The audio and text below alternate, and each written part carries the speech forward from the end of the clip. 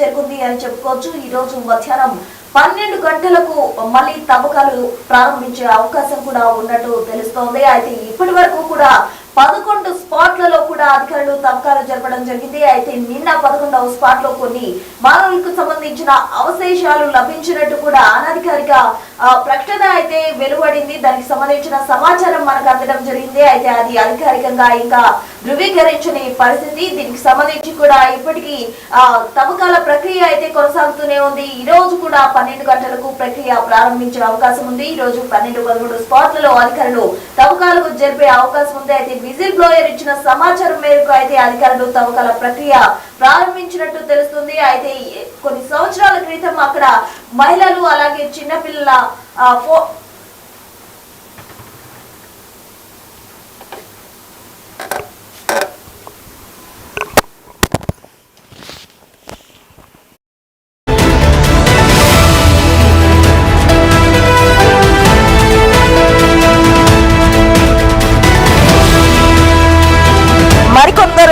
కూడా గుర్తించే పనిలో అక్కడ అధికారుల బృందం అయితే ప్రయత్నిస్తూ ఉంది.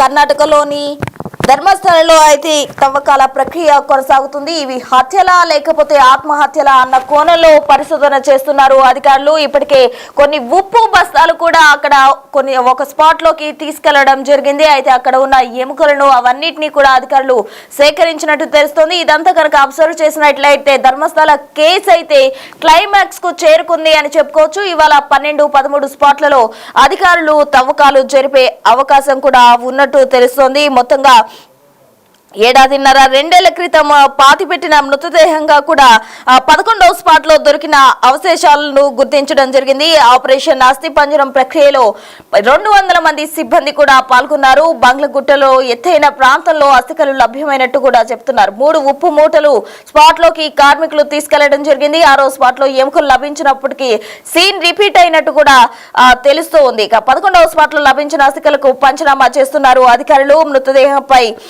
షర్ట్ ఉన్నట్టు అధికారులు వెల్లడించడం జరిగింది. మెడకు ఉరివేసుకున్న తాడు ఉండడాన్ని సిట్ టీం గుర్తించింది. అనంతరం 5 బకెట్లలో కూడా సీల్ చేసినట్టు తెలుస్తోంది. అస్థికలు ఫారెన్సిక్ ల్యాబ్ కు ఎఫ్ఎస్ఎల్ టీం కూడా తరలించింది. ఇప్పటికే ఇవి హత్యల ఆత్మహత్యల అన్న కోణంలో అధికారులు పరిశోధన చేస్తున్నారు. ఇదంతా కూడా దేశం మొత్తం అంతటా కూడా ఇది ఒక సంచలనంగా మారింది అని చెప్పుకోవచ్చు. ఈ కేసు సోమవారం 11-12 స్పాట్లను పూర్తి చేయాల్సి ఉన్నప్పటికీ కూడా 11వ స్పాట్ లో అస్థికలు లభించడంతో తవ్వకాల్లో ఆలస్యం జరిగింది. అయితే ఈ రోజు అలాగే మంగళవారం 12-13 స్పాట్ లో సిట్ తవ్వకాలు జరిపే అవకాశం కూడా ఉంది. ఇక 7-10 స్పాట్లలో తవ్వకాలు జరిపినప్పటికీ ఎక్కడ అస్థికలు గానీ ఎముకలుగా ఆనవాళ్లు కూడా దొరకని పరిస్థితి. 11వ స్పాట్ లో ఎముకలు లభించడంతో కేసుపై ఉత్కంఠ నెలకొంది అని చెప్పుకోవచ్చు. 12వ స్పాట్ లో ఇంకా ఏమి లభిస్తాయో అన్న దానికి సంబంధించి కూడా ఆసక్తి నెలకొంది. మొత్తంగా ఈ కేసు ఒక సంచలనం అనే చెప్పుకోవాలి. కర్ణాటక రాష్ట్రంలో దక్షిణ కన్నడ జిల్లాలో ఉన్న ధర్మస్థల ప్రముఖ హిందూ యాత్రా క్షేత్రంగా కూడా ప్రసిద్ధి చెందింది. ఈ ప్రదేశంలో 1995 నుంచి 2014 వరకు వందలాది మహిళలు అలాగే చిన్నారుల శవాలు రహస్యంగా పూడ్చిపెట్టినట్టు శానిటేషన్ వర్కర్ ఆరోపణలు చేయడంతో కేసు సంచలనం రేపింది. ఈ ఆరోపణలు దేశవ్యాప్తంగా కూడా షాక్ గురి చేశాయి. విచారణ కోసం తీవ్రమైన ఒత్తిడిని కూడా కలిగించినట్టు తెలుస్తుంది. ఇక 2025 జూలై 3న ధర్మస్థల ఆలయంలో ఈ కేసుకు సంబంధించి కూడా కార్మికుడు ఇచ్చిన సమాచారం మేరకు పోలీసులు దర్యాప్తు ప్రారంభించడం జరిగింది. ఆయన 12 సంవత్సరాలుగా దాక్కున్న తర్వాత అపరాధ భావంతో ముందుకొచ్చినట్టు కూడా అధికారుల ముందు చెప్పినట్టు తెలుస్తుంది. బలవంతంగా వందలాది శవాలు పూడ్చినట్టు, వాటితో చాలా మంది మహిళలు చిన్నారులు శవాలపై లైంగిక దాడి హింస ఆనవాళ్లు ఉన్నాయని ఆయన ఆరోపించడం జరిగింది. అయితే 2010లో కల్లేరులో ఒక పెట్రోల్ బంక్ సమీపంలో 12 నుంచి 15 ఏళ్ల స్కూల్ బాలిక శవాన్ని పూడ్చినట్టు కూడా చెప్పాడు. అయితే జూలై 4న విచారణ ప్రారంభించడం జరిగింది పోలీసు అధికారులతో. జూలై 19న కర్ణాటక ప్రభుత్వం director general of police Pranab Mohanty నేతృత్వంలో స్పెషల్ ఇన్వెస్టిగేషన్ టీం అంటే సిట్ ను ప్రారంభించడం జరిగింది. జూలై 11న ఫిర్యాదుదారు కోర్టులో తన వాంగ్మూలం ఇచ్చాడు. ఆ తర్వాత స్వయంగా తవ్విన కొన్ని అస్థిపంజర శకలాలను కూడా సమర్పించినట్టు తెలుస్తోంది. మొత్తంగా తవ్వకాల ప్రక్రియ అయితే కంటిన్యూ అవుతూనే ఉంది. ధర్మస్థలిలో అక్కడ తాజాగా ఈ రోజు కూడా తవ్వకాలు జరిగే అవకాశం ఉంది. మొత్తంగా 13 స్పాట్స్ ను కూడా అతను చూపించడం జరిగింది. విజిల్ బ్లోయర్ ఇచ్చిన సమాచారం ఆధారం చేసుకుని సిట్టాధికారులు అయితే తవ్వకాలు జరుపుతూ ఉన్నారు. ఇప్పటి వరకు 11 స్పాట్లలో తవ్వకాలు జరపడం జరిగింది. ఎక్కడా కూడా ఎటువంటి ఆనవాళ్లు లభించినట్టు కూడా అధికారులు చెప్తున్నారు. మరి ఈ రోజు 12-13 స్పాట్లలో అధికారులు తవ్వకాలు జరగబోతున్నారు. ఇది కీలకంగా మారబోతుంది అని చెప్పుకోవచ్చు. అంటే ఈ రోజు తోటి అది ఎందుకు జరిగింది, ఎందుకు ఈ విధంగా అతను ఆరోపణలు చేశారు అన్నది తేలపోతే అవకాశం కూడా ఉన్నట్టు తెలుస్తోంది. అయితే ఇదే అంశానికి సంబంధించి కూడా అక్కడ స్థానికంగా జరిగిన బయట ఒకసారి చూద్దాం. దొరికాయి అనేది బయటకు వస్తున్న అనధికార సమాచారం. అందుకే మరోసారి డిస్క్లైమర్ ఇస్తూ ఉన్నాము. ఈ బ్రేకింగ్ కనుక నిజం అయితే నిజమో కాదో పూర్తి స్థాయి క్లారిటీ ఇంకా రావాల్సి ఉంటుంది. అధికారులు అఫీషియల్గా ధృవీకరించాల్సి ఉంటుంది. మనకున్న సోర్సుల్లో చెక్ చేసిన క్రమంలో 4 బాడీలను ఐడెంటిఫై చేశామనేది వాళ్ళు చెప్తున్నారు. ప్రస్తుతం తవ్వకాలు జరుపుతున్న ప్లేస్ను కూడా మీరు ఒకసారి ఎదురుగా చూడవచ్చు. ఆ గ్రీన్ పరదా ఏదైతే కప్పారో ఆ పోలీస్ వెహికల్ ఏదైతే ఉందో ఆ వెహికల్ వెనకాల మీకు కరెంటు స్తంభాలు మీకు కనిపిస్తూ ఉన్నాయి. ఆ కరెంటు స్తంభాల వెనకే ప్రస్తుతం డిగ్గింగ్ అంతా కూడా జరుగుతోంది. సో దాని దగ్గరే ప్రస్తుతం 4 మృతదేహాల ఆనవాళ్లు దొరికాయి అనేది ఇప్పటి వరకు బయటకు వస్తున్న ప్రచారం. ఎగ్జాక్ట్లీ మీకు ఎదురుగా లొకేషన్ చూపిస్తున్నాను. పోలీస్ వెహికల్ వెనకాల కరెంటు స్తంభాలు కనిపిస్తున్నాయి. కరెంటు స్తంభాల పక్కనే 11వ నంబర్ లొకేషన్లో తవ్వకాలు ఉదయం నుంచి కూడా సాగుతూ ఉన్నాయి. చాలామంది ఉదయం నుంచి కూడా వెరీ ఇంట్రెస్టింగ్గా ఎదురు చూస్తూ ఉన్నారు. చాలా ఉత్కంఠగా ఎదురు చూస్తున్నారు. ఎందుకంటే ఇప్పటి వరకు దొరికిన లొకేషన్స్లో ఎక్కడా కూడా ఎలాంటి ఆనవాళ్లు దొరకపోవడంతో ఈ 11-12 లొకేషన్స్లో ఉంటే కేసులో మిస్టరీ వీడిపోయినట్టే, లేకపోతే ఇది కేవలం సెన్సేషన్ కోసం చేసినట్టుగానే భావించాల్సి ఉంటుందని మొదటి నుంచి కూడా చెప్తున్నారు. అందుకని ఇదిగో 11వ నంబర్ లొకేషన్ దగ్గర ఈ తవ్వకాలు జరుపుతున్నప్పుడు చాలా సీరియస్గా చేస్తూ ఉన్నారు. ఎందుకంటే ఎక్కడ బయటికి లీక్ కాకుండా ఉండటం కోసం మామూలుగా అన్ని చోట్ల పరదా పై వరకు కప్పితే ఈ 11వ నంబర్ లొకేషన్లో కింది నుంచి కూడా ఏమీ కనపడకుండా కింద ఎక్స్ట్రా పరదా కప్పారు. మీరు ఒకసారి చూడొచ్చు. ఎందుకంటే ఇక్కడ తవ్వకాలు మొదలు పెట్టగానే కొన్ని ఆనవాళ్లు, కొన్ని ఎముకలు దొరికాయి అనేది కొంత అనధికారికంగా మనకు సమాచారం తెలుస్తుంది. ఆ తర్వాత 4 డెడ్ బాడీస్ని ఐడెంటిఫై చేసినట్టుగా ఇప్పటివరకు అయితే తెలుస్తోంది. సో దీనికి తోడు ఇప్పుడు మనకు కొద్దిసేపటి క్రితం లోపలికి ఉప్పు బస్తాలని తరలించారు.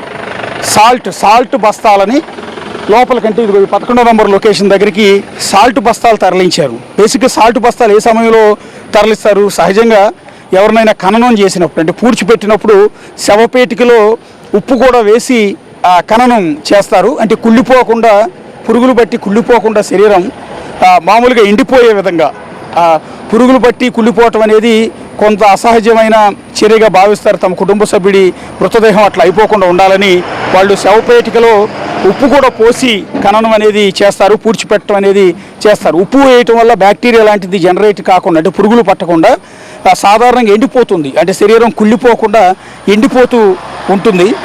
దానివల్ల వాళ్ళ ఆత్మకి శాంతి లభిస్తుందని భావిస్తుంటారు. అందుకని ఉప్పు వేస్తుంటారు. ఇంకంతేకాదు పల్లెటూళ్ళలో చాలామంది ఈ ఆవులు కానీ, ఎద్దులు కానీ, గేదెలు కానీ చనిపోయినప్పుడు వాటితో పాటు వాటిని గొయ్యిదీసి పాతిపెట్టి ఆ కళేబరాన్ని దానితో పాటు కొన్ని బస్తాలు ఉప్పు వేస్తూ ఉంటారు. ఎందుకంటే ఒకటి స్మెల్ రాకుండా, రెండోది బ్యాక్టీరియా జనరేట్ అయ్యి కుళ్ళిపోకుండా ఉండటానికి అలా చేస్తుంటారు. సో ఇప్పుడు ఈ తవ్వకాల దగ్గరికి ఉప్పు బస్తాలు లోపలికి తరలించడం, స్వయంగా కూలీల చేత పోలీసులే ఉప్పు బస్తాలను లోపలికి ఇదే స్పాట్కి తీసుకెళ్లారు. ఎందుకు తీసుకెళ్లారు? మొన్న కూడా ఇక్కడ తవ్వకాలు జరిపారు. ఆ రోజు ఏమి ఐడెంటిఫై కాలేదు కాబట్టి వాళ్ళకు ఉప్పు అవసరం అనేది పెద్దగా లేకుండా పోయింది. ఇక్కడ మానవ మృతదేహ అవశేషాలు, అంటే ఎముకలు, పుర్రెలు దొరికాయి కాబట్టే ఈ ఉప్పుని బహుశా అక్కడికి తరలించుంటారు అనేది ఈ బయట ఉన్న వాళ్ళందరూ కూడా చెప్తున్న మాట. సో ఉప్పు బస్తాలను స్వయంగా తీసుకెళ్లారు. ఇది లేటెస్ట్ డెవలప్మెంట్. ఇంకోటి విజిల్ బ్లోయర్ అని చెప్తున్న ఆ వ్యక్తి కూడా చాలా స్పష్టంగా చెప్తున్నాడు, ఈ లొకేషన్లో ఖచ్చితంగా డెడ్ బాడీస్ ఉంటాయి. నేను ఆ రోజు పూడ్చిపెట్టినప్పుడు స్పష్టంగా నా కళ్ళతో చూశాను, నా చేతులతోనే పూడ్చిపెట్టాను అని విజిల్ బ్లోయర్ అని చెప్తున్న ఆ వ్యక్తి, ముసుగు వ్యక్తి చాలా క్లియర్గా చెప్తూ ఉన్నాడు. సో అతని మాటలకు బలం చేకూరేలా ప్రస్తుతం ఇక్కడ 4 డెడ్ బాడీస్ ఆనవాళ్ళు అనేవి దొరికాయి అనేది ఇప్పటి వరకు మనకు తెలుస్తున్న అనధికార సమాచారం. ఇది ఒక సెన్సేషన్ కాబోతోంది. దానికి తోడు ఉప్పు బస్తా లోపలికి తీసుకెళ్ళటం అనేది ఈ కేసులో మరింత ఇంపార్టెన్స్ని తెచ్చిపెట్టింది. ప్రస్తుతం మనం చూస్తున్న గ్రీన్ పరదా ఏదైతే ఉందో ఆ పరదా వెనకాలే తవ్వకాలు జరుగుతూ ఉన్నాయి. ప్రొక్లైనర్తో ఇప్పటి వరకు కూడా తవ్వారు. ఇంకొక బేస్ కూడా మనం ఒకసారి చూడాల్సింది. అక్కడ ఉన్న ప్రొక్లైనర్, ఆ చిన్న ప్రొక్లైనర్ని బేసిక్గా గొయ్యి దవ్వటానికి తీసుకెళ్లారు. సో ఆ తర్వాత దాన్ని బయటకు పంపించేశారు. అంటే గొయ్యి దవ్వటం కంప్లీట్ అయిపోయి బహుశా పుర్రెలు ఎముకలు లభ్యమైన తర్వాత ప్రొక్లైనర్తో పని ఉండదు.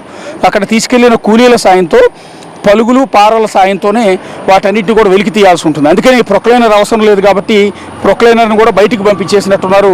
చక్కగా ప్రొక్లైనర్ డ్రైవర్ కూడా బయట కూర్చుని రిలాక్స్డ్గా కూర్చుని ఉన్నాడు, పెద్దగా పని లేదు దానికి. సో మనుషులు మొత్తం కూడా పనిచేస్తున్నారు. 20 మందికి పైగా కూలీలు లోపల పనిచేస్తున్నారు. ఇక్కడ సిట్ టీం సభ్యులు ఉన్నారు, ఫోరెన్సిక్ టీం సభ్యులు ఉన్నారు, క్లూస్ టీం సభ్యులు ఉన్నారు, రెవెన్యూ సభ్యులు ఉన్నారు, ఇంకా మిగిలిన పోలీస్ శాఖకు సంబంధించిన సిబ్బంది అందరూ కూడా, అంటే లోకల్ పోలీసులు అందరూ కూడా ఉన్నారు. వాళ్ళందరి సమక్షంలోనే పంచనామా అనేది నిర్వహించాల్సి ఉంటుంది. ఒకవేళ ఎముక, చిన్న ఎముక దొరికినా పెద్ద ఎముక దొరికినా అది అధికారులందరి సమక్షంలో వీడియోగ్రఫీతో వీడియో మొత్తం కూడా తీస్తూ ఉంటారు, ఫొటోస్ ఎప్పటికప్పుడు తీస్తూ ఉంటారు. ఆ తీసిన సమయం అంతా నోట్ చేసుకుంటారు.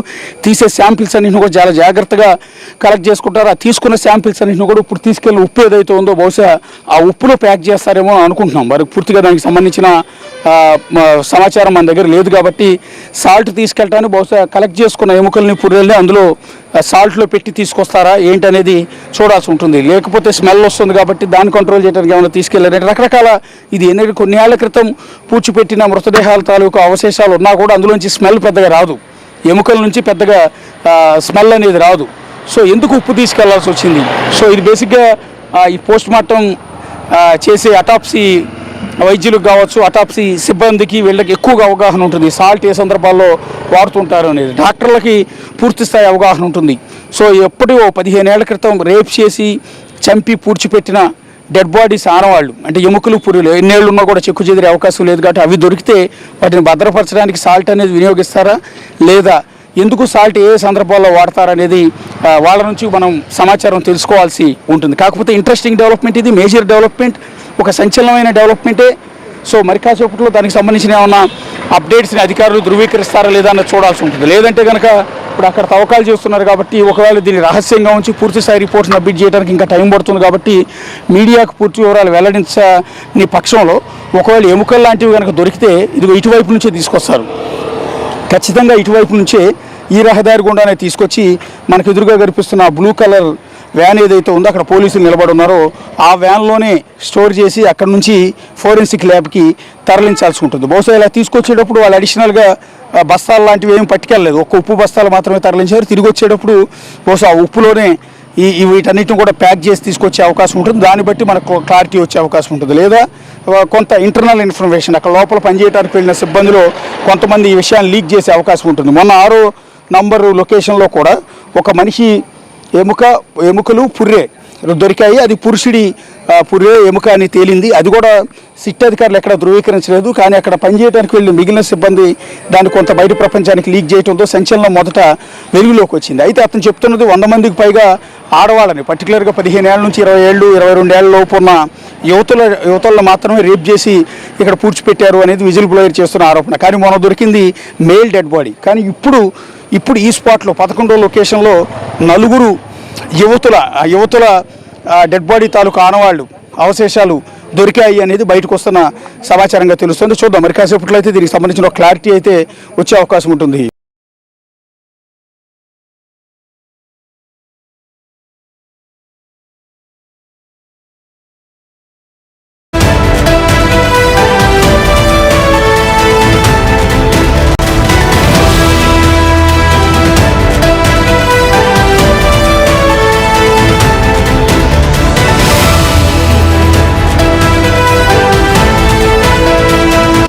The Big Folk Night 2025 celebrating the soul of Telangana. August 23 సాయంత్రం 6 గంటల నుండి ఎల్బీ స్టేడియంలో. టికెట్స్ బుకింగ్ కోసం ఎంట్రీ వాలా యాప్